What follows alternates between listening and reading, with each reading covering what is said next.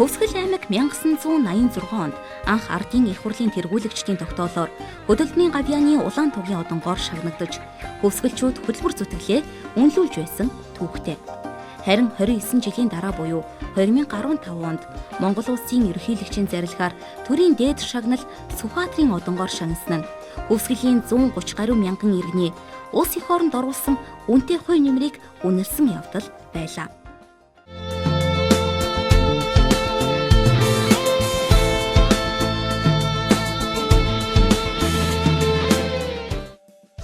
Байгалийн үзэсгэлэнт хоймор нутаг хатуу хужилттай замаар холбогдож, аялал жуулчлалын бүс нутаг гэдгийг утгаар нь бий болгосон.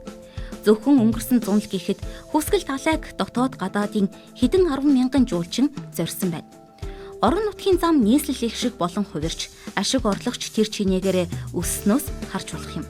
Хөвсгөл нуурыг хамгаалах талаар эрчимтэй үйл ажиллагаа явуулж байгаа Хөвсгөл хөх сувд төсөл идэвхтэй үйл ажиллагаа явуулж, улирч буй хонин жилд хамгийн том хөрөнгө оруулалт болох 3 сая Америк долларын төслийг Азийн хөгжлийн банкны санхүүжилтээр хэрэгжүүлэхээр болсон бөгөөд бичин жилийн босгон дээр гэрээнд гар үсэг зурлаа. Энэ төсөл ирж буй бичин жилд хэрэгжиж, Хөвсгөл нуур орчмын иргэдийн амжиргааг дээшлүүлэх, нуур хамгаалах чиглэлээр санхүүжилтийг зарцуулахаар болжээ.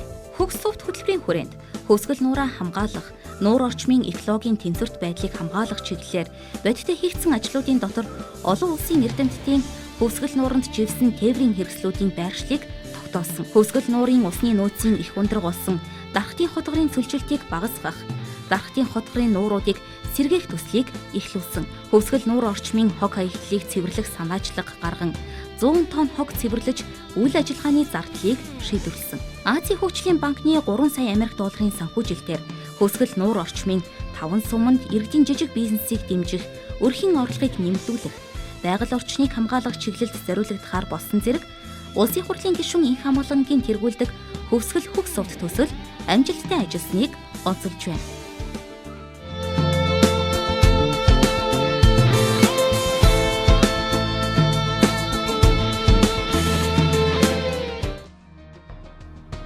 Хөвсгөл хурд 2015 наадам. Хоймор нутгийнхан сүүлийн жилүүдэд улсын баяр наадамд одтой сайхан наадаж байгаа. Гэхдээ улсын наадмын түрүү сүүлийн 30 гаруй жил тасраад байсныг манлай уяач дорж бүрэх гайн хурдан хязаалан залгуулсан. Уяачдын ур чадварыг дээшлүүлэх, морьтынхон чанар сайжирсныг улам баталгаажуулахын тулд Хөвсгөл хурд наадмыг Хөвсгөл аймгийн нутгийн зөвлөл Хөвсгөл хурд клубээс санаачлан зохион байгууллаа. Тус наадмыг зохион байгуулалтын өндөр түвшин хийж, уяачдынхаа урмыг сэргээсэн үйл ажиллагаа болсныг хонин жилийн онцлог үйл явдлаар тодруулж байна.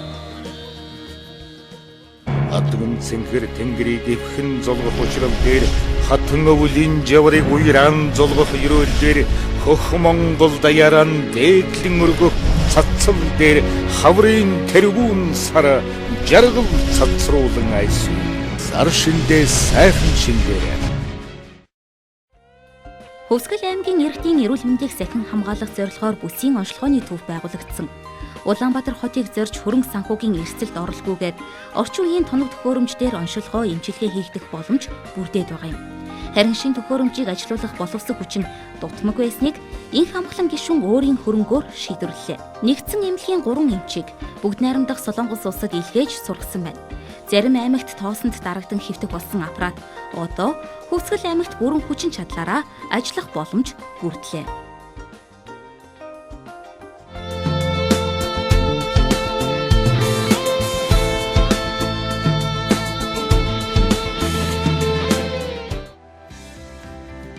Хонин жилд олон жил яригдсан Хөвсгөл аймгийн Аршаант сумын сэлэнг мөрний 5.8 м урт цацын булангийн төмөр бетон гүр бүрэн ашиглалтад орлоо. Ингэснээр Хөвсгөл аймгийн аялал жуулчлалын босоо тэглэгийн зам баригдах боломж бүрдэж байна. Энэхүү гүр баригдсанаар Архангай аймгийн Үлзийт хайрхан Хөвсгөл аймгийн Аршаант цацын булангийн гүүрээр хатуу хужилттай автозамын зураг төсөл хийгдэж, Тосон цэнгэр сумын автозамтай нийлэхээр төлөвлөгдсөн байна. Хэрв энэ зам баригдаж эхэлвэл Хөвсгөлчүүд 2 чиглэлээр нийслэл хоттой хатуу хужилттай автозамаар холбогдох сайхан боломж бүрдэнэ.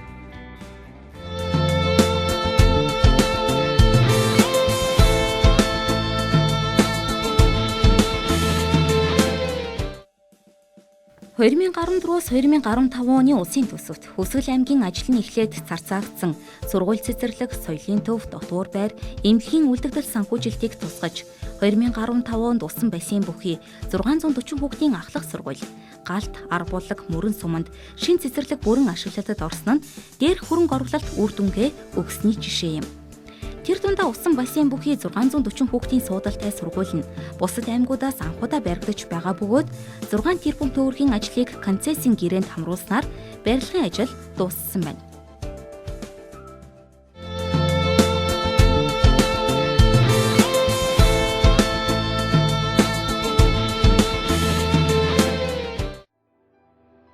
Хөвсгөл хөгжил форум боллоо. Нутгаа гэсэн сэтгэлтэй хөгжүүлэхийн төлөө яваа бүх хүнд энэ форум хамаардаг. 2015 онд зохион байгуулагдсан Хөвсгөл хөгжил форум 2015 2030 он хүртэлх хөгжлийн төлөвлөгөөгөө боловсруулан баталлаа. Үе үеийн засаг дарга нар, тойргоос сонгогдсон гишүүд, нутгийн бизнес эрхлэгчид гээд бүгд цуглжээ. Гишүүн инх амглан хэлэхдээ энэ бол улс төрчих газар биш. Бидний сэтгэл нутгаа хөгжүүлэхийн төлөө гэсэн нэг л чигт байх ёстой. Хэн нэгэн аль нэг намын гэдэг утгаар ийм форум зохиогдоогүй. Бид энд нам улс төрөө мартаж нутгийнхаа төлөө ярилцгал болно гэдгийг хэллээ.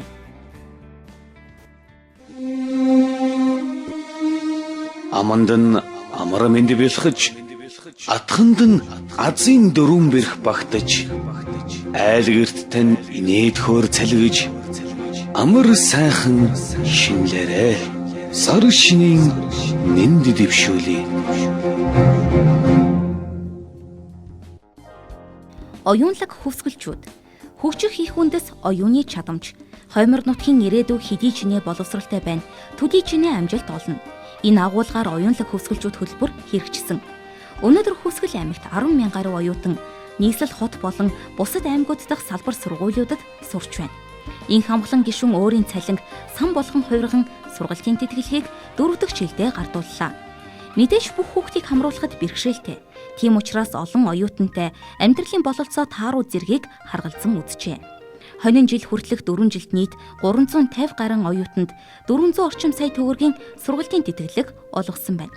Мөн 2015 онд багш бүрт компьютер хөтөлбөр хэрэгжиж, багш бүр зөөврийн компьютертэй боллоо. Үүнийг дагаад багш нарын ур чадвар дээшлэх, ажлын бүтээмж сайжрах нөхцөл бүрдэж байгаа. Нөгөө талаар хонин жилд Хүсгэл аймгаас Монгол улсын гавьяат багш төрж, олон сайхан шеф хамт олонныхоо магнайг тэнэлгсэн үйл явдал боллоо. Ер нь хонин жил боловсролын салбарынхны хувьд материалын бааз бэхжсэн, ажиллах нөхцөл сайжирч, шин сургууль цэцэрлэг сургалтын тоног төхөөрөмжөөр сайжирсан жил болсныг тэмдэглэж байна. Мөн арбуулаг, цэцэрлэг, цагаан үр, аршаант зэрэг сумдын сургуулийн түүхэн ой тохиолсон бөгөөд улсын хурлын гишүүн инх амглан эдгээр ойг тэмдэглэсэн сумдын түүхэн номыг ивент итгэгчээр оролцож хандив өргөсөн юм.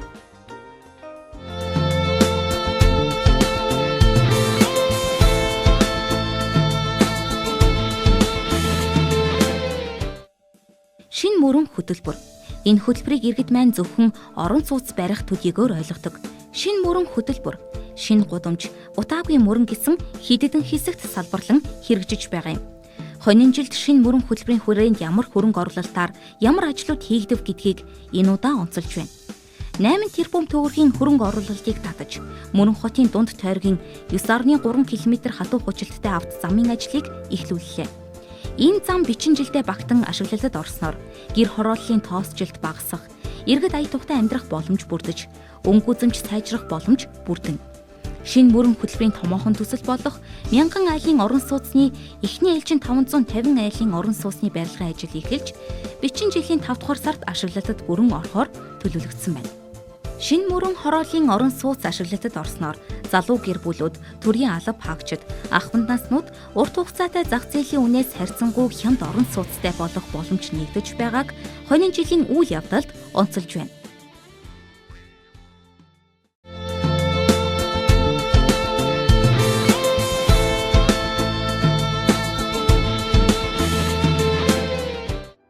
Хүсгэл аймаг цахим боллоо. Бүх сумдыг өөрийн телефонд холбож, шилэн кабель татан интернетэд холбох ажил хийгдэж эхэлснээр хонин жилд ажлын 95% биелэлтэй бичин жилдээ золгож байна. Сум бүр өөрийн холбоотой болж байсан цаг үе түүх болж, Өнөөдөр Хүсгэл аймгийн хөдөөгийн 88 баг өөрөн холбооны сүлжээнд бүрэн холбогджээ. Цахим Хүсгэл хөтөлбөр хэрэгжснээр ямар давуу талтай вэ? Хөдөө хязгаарт суугаа малчин үр хүүхэдтэйгээ шууд холбогдсон ярилцах боломж нэгдлээ. Мөн сумын эмнэлэг, оншилгоо шинжилгээний ихээ интернетээр харуулах, мэдээллийг нь илгээж түргэн шуурхай хариу авч чадах юм. Өөрөөр хэлбэл сумын иргэн заавал төв суурин газрыг бараадах биш, цахимаар онцлуулан эмчилгээний заавраа хүлээн авч болохоор боллоо.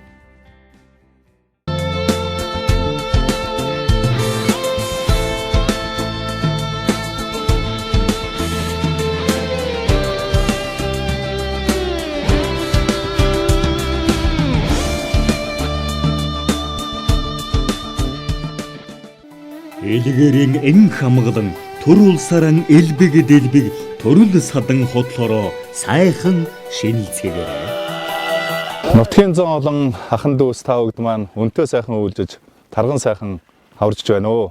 Өнгөрч байгаа хонин жилдээ манай хөвсгөлчүүд олон сайхан бүтээн байгуулалтууд томоохон ажлуудыг хийж гүйцэтгэсэн ийм жил боллоо. Нутаг оронд маань хөгжил дэвшилд ирсэн ийм сайхан жилийг бид нэр үдэж байна. Хөвсгөл аймаг маань нийслэлтэйгээ хатуу уучлалтай замаар холбогдлоо. Хөвсгөл аймгийн Мөрөө хотод маань эмчилгээ онцлогооны төв ашиглалтанд орлоо. Хөдөөгийн 88 баг маань өөрийн холбооны сүлжээнд холбогдлоо. Шинэ мөрөн хорооллын эхний 500 айлын орон сууцны барилгын ажлууд эхэлж энэ хавар ашиглалтанд орноо. Мөрөн хотод маань 10 км зам тавигдаж, Улаанбаатар хотод хэрэгжижсэн гудамж төшил Мөрөн хотод маань хэрэгжих боломж олдож их бүтээн байгуулалтын жил болсныг тэмдэглэхийг бас хүсэж байна. Нутгийнхаа зан олонны төлөөлөл болж улсын хурлд сууж байгаа гишүүний хувьд та бүгдийн амьдралын өмнө тулгамдж байгаа олон асуудлыг шийдвэрлэх, хуулийг санаачилж, хуулийг бас баталсан гаргалаа. Ард иргэдийн маань хүсч хүлээжсэн эрүүл мэндийн даатгалын хууль батлагдаж гарлаа. Малчдын тэтгэврийн насыг наашлуулах хууль бас батлагдаж гарсан баяртай мэдээг дуулгахад бас таатай байна. Олон жил манай нутгийн ард түмний ярьжсэн, хүсжсэн хөвсгөлийн хурд, хөвсгөлийн шилмэл мордын уралдааныг амжилттай сайхан зохион байгууллаа. Та бүгд маань 5 төрөл дээр малаа өсгөж тариа будаага авсан ийм сайхан жил боллоо. Та бүгдийн дундаас улсын сайн малчин, улсын тэргүүний тариалан гэсэн олон сайхан хүмүүс маань төрөн гарсан өнтөө сайхан жилийг бид нар үдэж байна. Ирж байгаа 40 жилдээ хөвсгөлчүүд бид галтаа, цогтоо, хэмэртэй байж илгээрээ эн хамглан төрлөөрөө төвшин амглан байхын ёроолыг өргөн дэвшүүлье. Та бүхэн сайхан шинэлээрэй. 800-ны түүхийг нар зүү хураилсан, намхан хүлэгэн унаж дэлхийн зулайд омгшсон нар сүлдтэй Монгол түмэн минь сар шиндээ сайхан